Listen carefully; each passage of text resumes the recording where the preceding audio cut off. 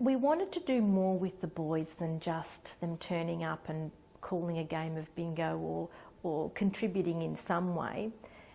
I wanted to give them a real task, a real project to work on, but we didn't want to just throw them in the deep end and say, well, you've got your iPads, do a story. We needed to skill them up first and give them some knowledge about A, the type of person that they would be working with, and also what sort of information we would want in the story.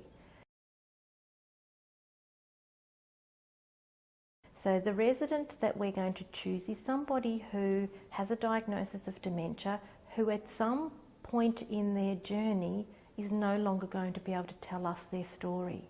The students have a bit of a role in picking where they go, and it's often somewhere near where they live, and we think that's really important as well, because a lot of kids will spend, every day on the way to their bus they'll walk past an aged care home and they'll never go in it. But part of this project, we believe, is if we can place them in that aged care home, they're more likely to say, I might pop in, they've got a fair on, they've got an open day, I'll pop in.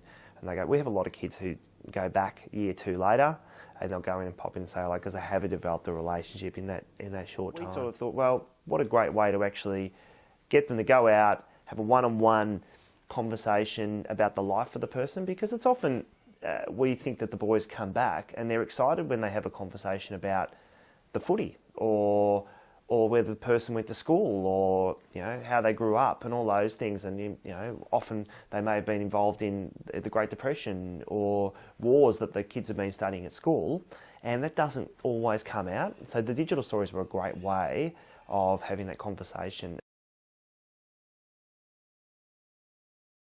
They love talking about the sport. It's particularly for our boys, it's a real, it's a generation gap thing that they close very quickly, where they come in and they say, he talked about this footballer who played for Collingwood or for Essendon, and I've heard of him.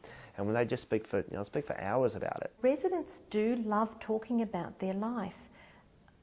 I'm not saying everybody, but I'm saying most people, their favourite subject is themselves. We've had boys go out and make model planes with residents, and the residents have then told the boys about how they flew the plane in the war. And they'll go through in detail about how the model is incorrect because the actual one they flew would have been different. And then that can come back into a history class. Even the awful things that have happened to them, they're the things that they need to tell. A perfect example would be somebody from Europe, from war-torn Europe, migrating to Australia. And the stories that you hear are not necessarily of despair, they are of real hope and freedom when they arrive in Australia.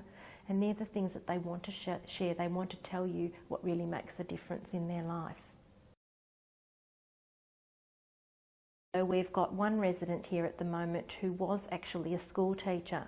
So he's come from a world where he ruled the classroom, and now he comes into aged care where perhaps the lifestyle staff tend to facilitate groups rather than, they tend to facilitate groups, and he's meant to be part of the group. So what we've done is taken him out of that and actually given him a role to play within our community that is more in line with what he's always experienced, and that is to run the classroom.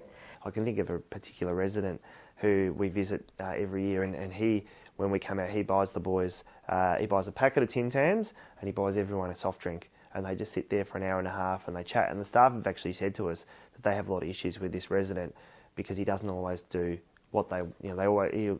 I think he feels a bit disempowered as well when they're an older person who all their life has told people what to do, is now being told when to shower, when to eat, and our boys go in, and for that hour and a half a week, they're equals. And also the resident actually probably has a little bit of power in the fact that they can say, this is what we're going to do, boys, this is what we're going to talk about. And I think there's great value in that. And there's no doubt we see from the residents we visit, their eyes do actually light up when the boys walk in the room. A couple of kids who have surprised me that they put their hands up for it. They're genuinely interested in it, and I wouldn't have picked them. And I think that's the great thing about social justice community service that we do, is that it picks kids who, in many ways, would have gone through school and completed all the academic requirements, but not added a lot to it. But there are boys here who I know at the end of this year will have an involvement with aged care for years to come, because they're learning.